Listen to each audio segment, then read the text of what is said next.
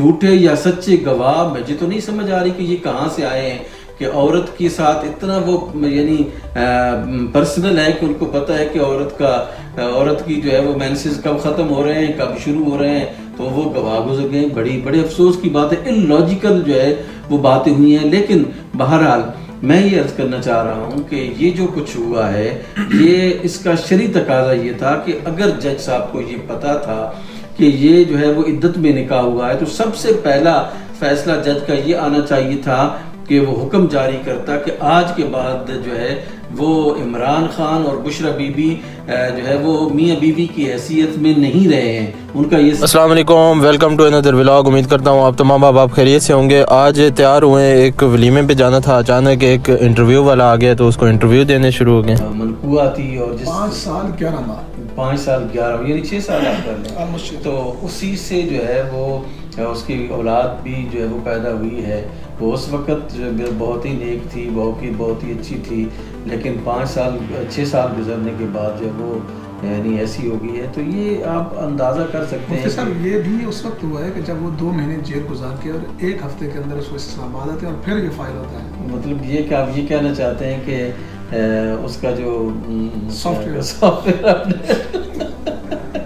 Where رسول کو آپ دیکھیں، اہل بیت اطہار کے اقوال کو آپ دیکھیں، صحابہ کرام کے اقوال کو آپ دیکھیں، اور ہمارے جو قاضی القضات ہماری اسلامی تاریخ میں گزرے ہیں ان کے اقوال اگر آپ دیکھیں تو کہیں پہ بھی یہ جواز آپ کو نظر نہیں آئے گا کہ کوئی خاتون اپنی دوران عدت، ہم اس کو معتدہ کہتے ہیں، اس خاتون کو معتدہ غیر جو ہے یعنی جو غیر کی عدت گزار رہی ہے وہ اسی عدت کے دوران کسی کے ساتھ جو ہے وہ دوسرا نکاح کر سکتی ہے.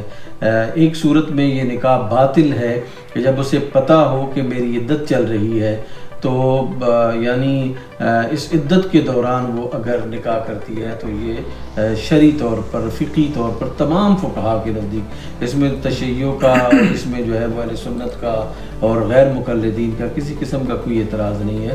یہ آپ یوں کہہ سکتے ہیں کہ امت کا اجماعی مسئلہ ہے. انٹرویو دینے کے بعد پھر گاڑی میں بیٹھے اور ولیمے والی سائٹ پہ نکل پڑے.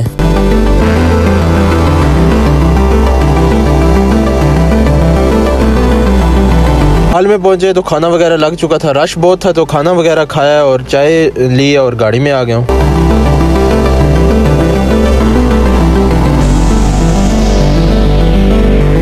شادی میں مفت صاحب کے ایک کلاس فیلو مل گئے تو ان کو اڈے پہ چھوڑنے چلا گیا ہوں. گھر پہنچے تو اٹک کی طرف سے فون آ گیا کہ کاشف بھائی کی طبیعت خراب ہے، تو ان کو دیکھنے اٹک کی طرف نکل پڑے.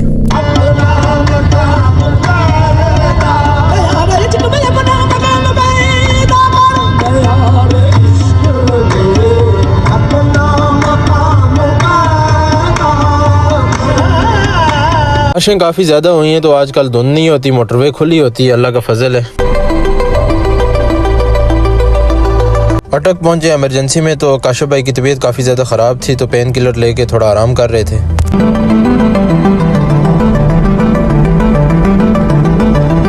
طبیعت تھوڑی سنبھل گئی ہے لیکن اب ہم اسلام آباد کی طرف نکل رہے ہیں. صبح ایک پروگرام میں جانا ہے تو اس وجہ سے